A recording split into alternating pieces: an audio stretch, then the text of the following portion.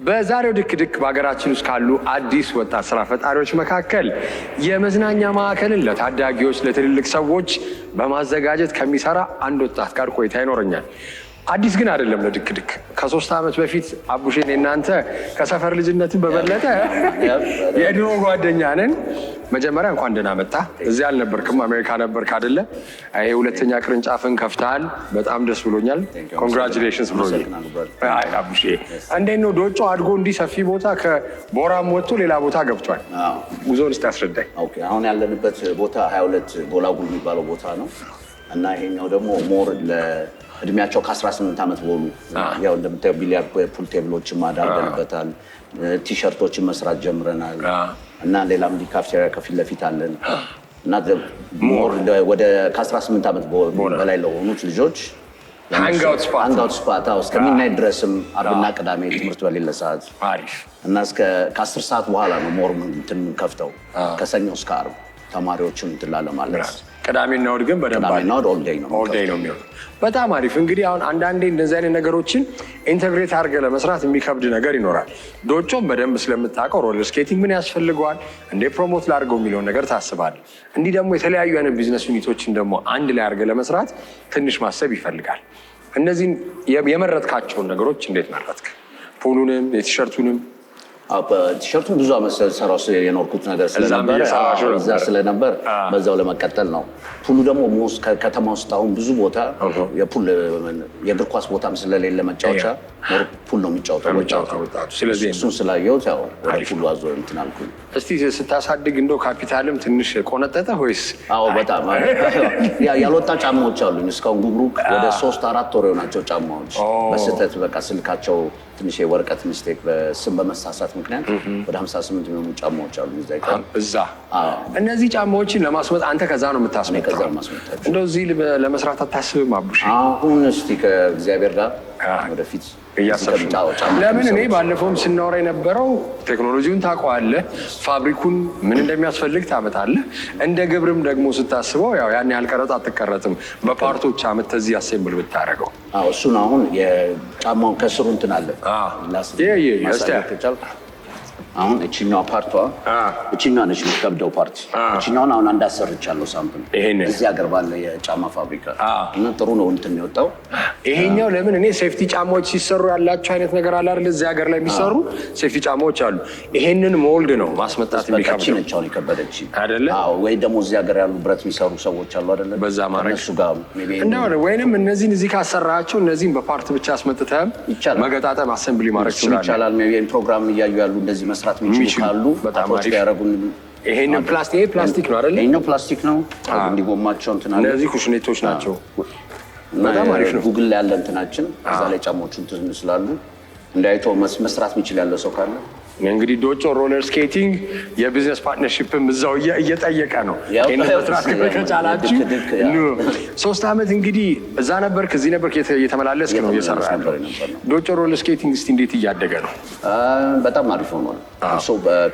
ባለፈው 3 ዓመት ውስጥ ብዙ ልጆች ችለዋል። በጣም ብዙ ልጆች ሌላ ሮለር ስኬት ቤቶች ተከፍተዋል። እኔ እንኳን ያየሁት 4-5 የሚሆኑ ተከፍተዋል። ካለው ከወጣቱ ብዛት ጋር ያንሳል ገና ብዙ ሌላ መከፈትም አለበት ነው የምለው። ካልቸሩንም እንግዲህ መጀመሪያ ያስለመድከው አንተ ነህ። እንግዲህ እዛ አትላንታ የተወሰኑ ደግሞ በጣም የሚታወቁ ሳውዘርን ስቴቶች ላይ በደንብ ይሄ ነገር የተለመደ ነው። አንተ ቻልክ? ብረት አለች መደገፊያች እያጣት። እኔ በጣም የሚከብደኝ እንደዚህ ጎማ ያለው ነገር ላይ ስኬት ቦርዲንግም ስሰራ አልሞከርኩም። የኛውንም በጣም በፍርሃት ነው። ግን ኦኬ፣ የወደፊት ፕላን አቡሼ? የወደፊት ፕላን እስቲ አንድ ተለቅ ያለ ቦታ ሁሉንም የሚሰበስብ ትልቅ ቦታ ባገኝ አሪፍ ነገር። እኔ እንደ ሞል አሁን ሞሎች ውስጥ ቢሆን ልክ አሁን ቦራ ይሄኛው ራሱ ትልቅ ነገር ነው። ያኛው ግን እንደ ሞል ቢሆን ደግሞ የተሻለ አሪፍ ይሆናል። ፉድ ኮርት ያለው ኮንሰፕቱ እየተለመደ ሲመጣ ቤተሰብ ማንጋውት የሚያደርግበት ህፃናት ልጆች ጀምሮ እስከ ትልቁ ድረስ በጣም አሪፍ። ቲሸርቶች ግን ለየት ያሉ ናቸው። ፎቶዎቹንም ስናይ የተሰሉ ዲዛይኖች ለየት ያሉ ዲዛይኖች አሉ። አንተን የምትሰራው ሌላ ሰው ነው የሚሰራው? ጓደኛ ያለ ዲዛይነሩ እሱ ነው አይዲያውን እንትን የምለው። ለምን እኛ ያደግነው ብዙ በነቱፓክ በነባማር ላይ በእነሱ ነው ያደግነው። ብዙ የእኛን ሀገር እንትኖች አልነበሩ። እነሱን ለማስለመድ ነው። የራሳችን አርቲስቶች፣ የታሪክ ሰዎች እነሱን ወደ ቲሸርት ላይ ያደረግን ንጉሠ ነገሥቶቻችንም እንደ አባባጃ ነው ያደረገ እንደዛ እያደረግን ወጣቱን ለማስለመድ። በጣም አሪፍ። እስቲ ሚኪን ደግሞ ላውራው ከአንቺ እንግዲህ ከዶጮ ሮለር ስኬቲንግ ጎን ለጎን እንደ ሰብሳይደሪ ቢዝነስ ዩኒት ሆኖ ቲሸርቶችን ጀምሯል። አንተ ቲሸርት ዲዛይን ነው። እስቲ እንዴት ጀመርክ ይሄንን? ምንድነው መጀመሪያም ሲያስጀምረኝ ራስ አቡሽ ነው ያስጀመረኝ። እኔ ጀስት ግራፊክስ ዲዛይን ላይ ነው ሞር የምሰራው፣ ሶሻል ሚዲያ ላይ እንደዚህ አይነት ነገሮች የምሰራው። ሪል ላይ መሬት የወረደ ግራፊክስ ዲዛይነር ሰው አድርጎት እንድታየው ከዛ ኮንሰፕት አንጻር why don't you try this ብሎ አስጀመረኝ። ማሽን ገዛ። የዛሬ 2 ዓመት ከምናምን በፊት ነው ይሄን ነገር ያስጀመረኝ። እስካሁን ማለት ነው። በጣም አሪፍ ጎበዝ። ያረከው በጣም ደስ ይላል።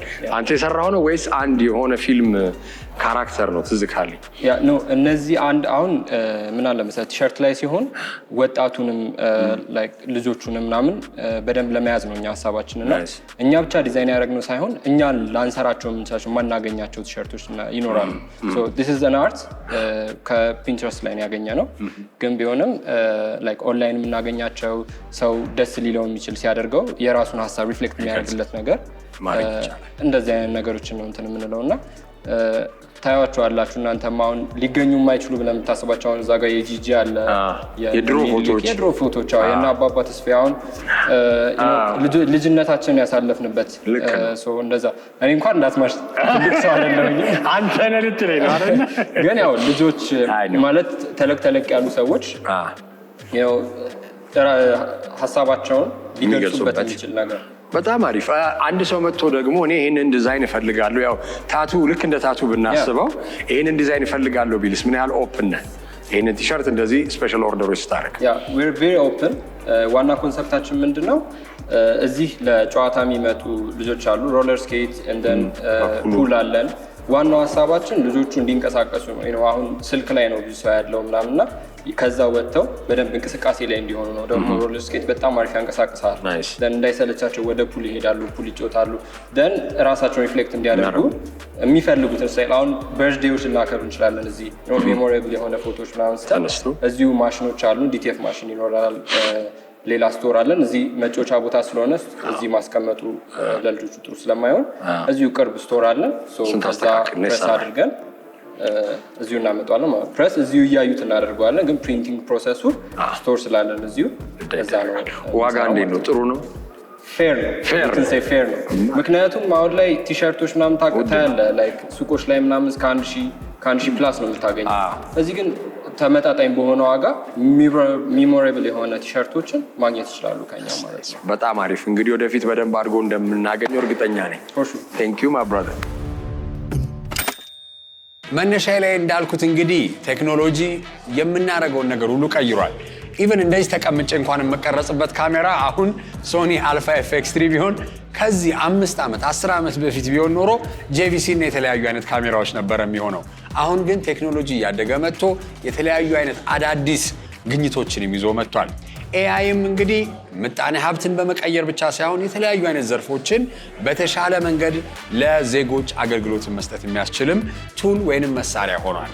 የዛሬው ሃሽታግ ሽቀላ ይህን ይመስል ነበር። አስተያየትና ምልከቶቻችሁን በ8028 ላኩልን። በሚቀጥለው ሳምንት እንገናኝ። መልካም ጊዜ